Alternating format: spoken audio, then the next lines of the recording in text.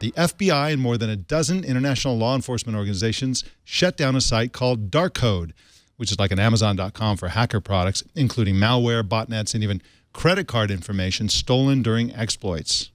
Lauren Walker is a reporter for Newsweek and joins us now to talk about this story. Welcome to the show, Lauren. Thanks for having me. So glad you're here. Now, there are hundreds of such sites online. There's nothing unique about Darkode that I'm aware of. Why did the FBI focus on Darkode and launch such a big crackdown on this? They are claiming that it was one of the biggest threats amongst the hundreds that are out there. I think they estimate there are 800. Wow. What kind of things were they selling on Darkode, Lauren? Malware, botnets, personal stolen information like credit card information, stuff like that. Now, I love these procedural dramas that are always associated with stories like this. How did they manage to do the takedown, and how long did it take? Like, can you give us a little bit of details about what was involved in an international effort like this to bring down a shady site like Darkode? Sure. So the FBI led the effort, and it was about 2 years ago that they got a tip and tried to infiltrate.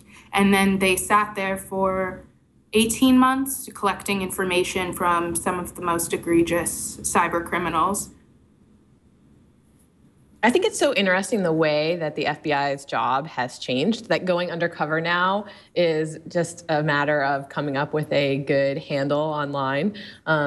We've seen this a couple of times now. Do you see this takedown as being as big as the Silk Road takedown? No, I think that the Silk Road takedown was definitely bigger, but I think we're going to see many more of these, especially since they only arrested a portion of the people who are using the site, and they've now moved on to more secure forums. This is one of many. How many people did they arrest, and where were these alleged perps located? Were they all over the world? Yes, they were all over the world, and they searched, arrested, charged around 70 people so far. Arrests are ongoing, and I believe 12 were indicted in the U.S. so far. I think I read on Forbes that one of the people who was indicted in the U.S. was actually working for an anti-malware firm. Do you know anything about that? I do not, but I believe that.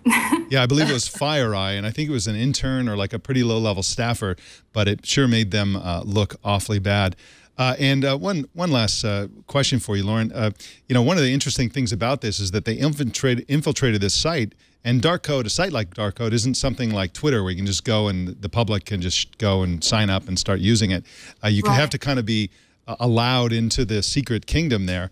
What did we learn about how Darkode users gained access to the site?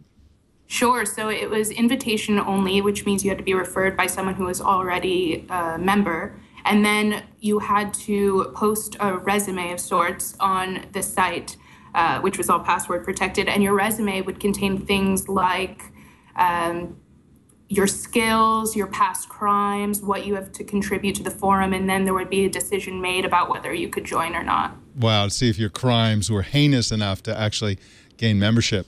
Wow, that's really, really interesting. Lauren Walker's at Newsweek.com and on Twitter at LaserLauren. Thank you so much for joining us today, Lauren. Thanks for having me. All right.